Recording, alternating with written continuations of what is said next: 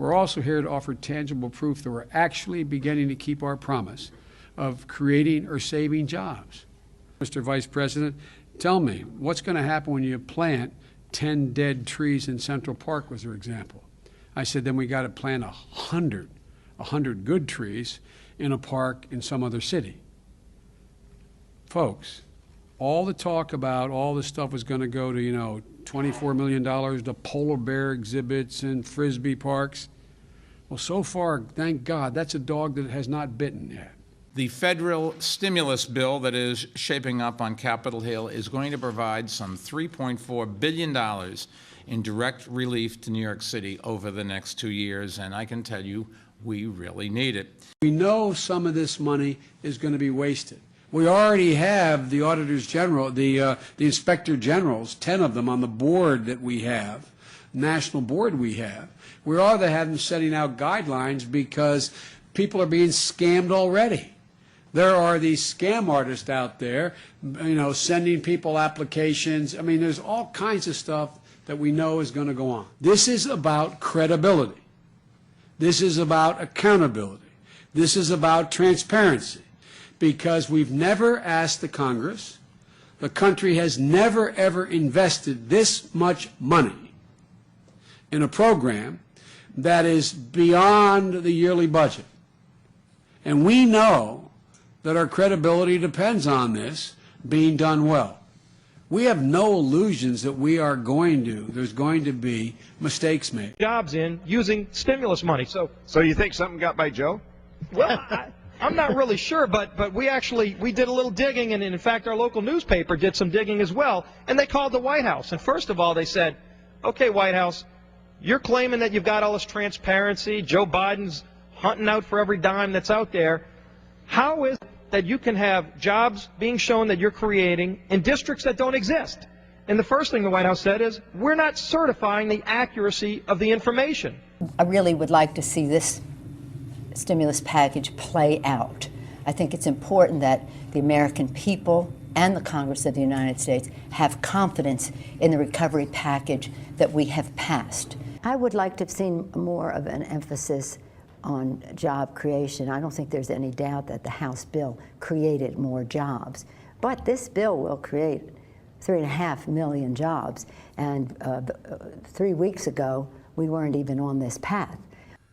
Because of this plan, 3.5 million Americans will now go to work doing the work that America needs done. Will now be shovels in the ground, cranes in the air, and workers rebuilding our crumbling roads and bridges and repairing our faulty levees and dams. When is that going to... Okay, second question. Does there need to be a real stimulus package?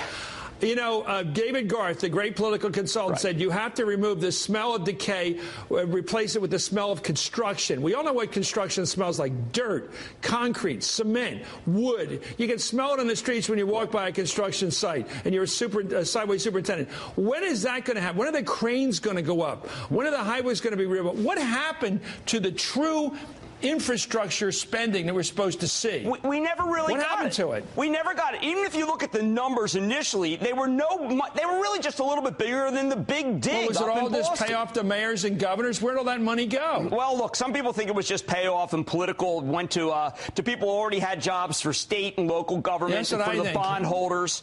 And I've got to tell you, to avoid shutdowns and layoffs. But it didn't go to construction projects which people could smell and see. And I think that's what bugs people. And that's why Pelosi's not popular. She's not popular because she presided over the creation of a big grab bag of stuff from condoms. The Obama program was all spending. It was all spending, and most of it was not spending for infrastructure. Most of it was spending for welfare programs, social spending. Kudlow was referring to the American Recovery and Reinvestment Act, better known as the Obama stimulus. It allocated $840 billion in funds in an effort to curb the recession. About 35% of it went to tax cuts. Taking a generous view of what can be described as social programs and welfare, about 45% was spent on these programs, money the administration expected to cycle back into the economy. And it will require doing all we can to get exploding deficits under control as our economy begins to recover. That work begins on Monday, when I will convene a fiscal summit of independent experts and unions advocacy groups, and members of Congress to discuss how we can cut the trillion-dollar deficit that we've inherited.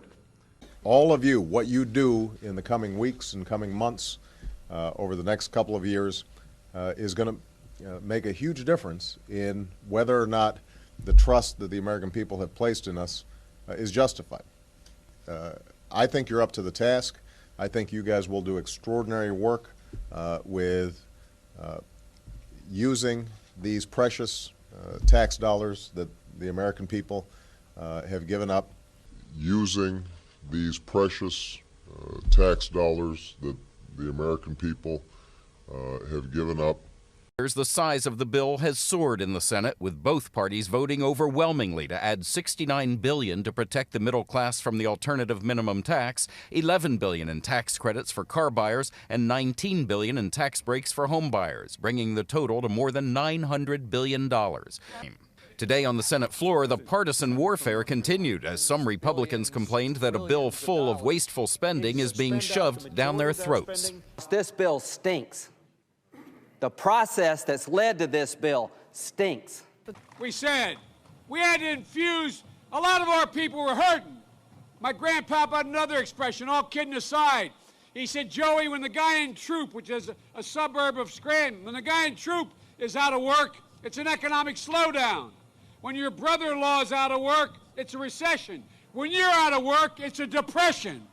It's a depression for 15 million people out there. They're hurting. And ladies and gentlemen, I love my Republican colleagues saying, Biden, why are you pushing a stimulus package? Why are you out there spending this money? Well, I'll tell you why.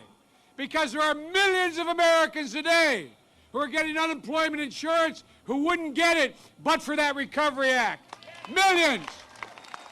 That act. Every senior is getting attacked, got a $250 payment, one check. Everybody draws a paycheck, got a pay cut averaging $60 a month, over $5,000 a year. Got a pay cut averaging $60 a month, over $5,000 a year. Most economists, almost unanimously, recognize government is an important element of introducing some additional demand into the economy. In fact, several hundred economists argued for more tax cuts rather than more spending. But the president dismissed that as the failed theories of the last 8 years that got us into this fix in the first place. The president told voters in Elkhart, Indiana, Monday that the stimulus would be good for a local highway there. Yet he insisted the bill has none of the pet projects known as earmarks. Not a single earmark, and it has been stripped of the projects members of both parties found most objectionable.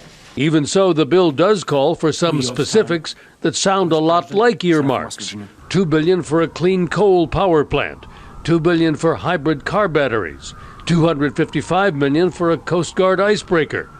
Bottom line, says the president, that it will save or create up to 4 million jobs. But that's very hard to tell because it's very hard to put a number, and those are uncertain figures.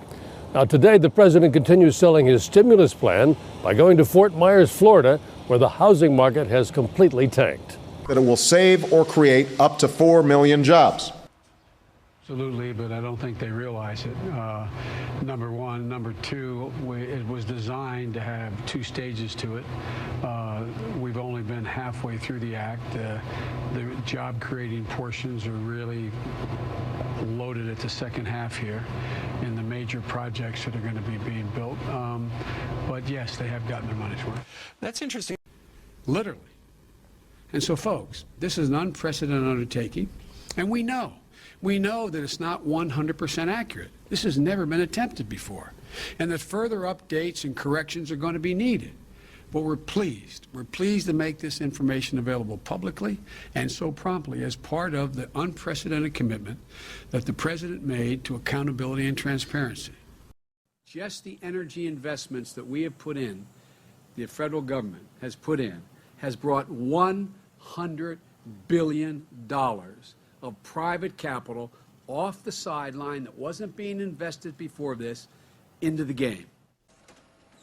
The numbers are staggering. The economic stimulus bill that President Barack Obama will sign into law Tuesday is worth $787 billion.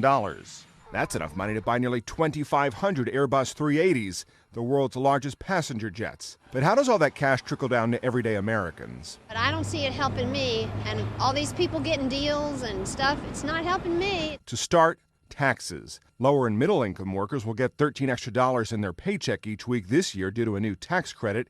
It will be $8 a week next year. People who buy a home before December 1st are eligible for an $8,000 tax credit. Those who receive unemployment benefits in 2009 won't pay federal taxes on the first $2,400. Health insurance for the newly unemployed. The cost of COBRA will go down. That's the program that allows people who lose their jobs to keep their health insurance. The catch is that they have to pay the portion that the employer used to cover. That could make the monthly cost top $1,000. The government will now pay 65% of what the employer used to pay. 37 million Americans who live in poverty will get new help. 30 million people on food stamps will see their benefits go up. Those on unemployment will get $25 more a week, and the checks will keep coming for longer. 7 million people on supplemental security income will get a one-time payment of $250. 3 tax credits are expected to help many low-income Americans: a new refundable tax credit for workers and expanded child and earned income tax credits. Matt Friedman, The Associated Press.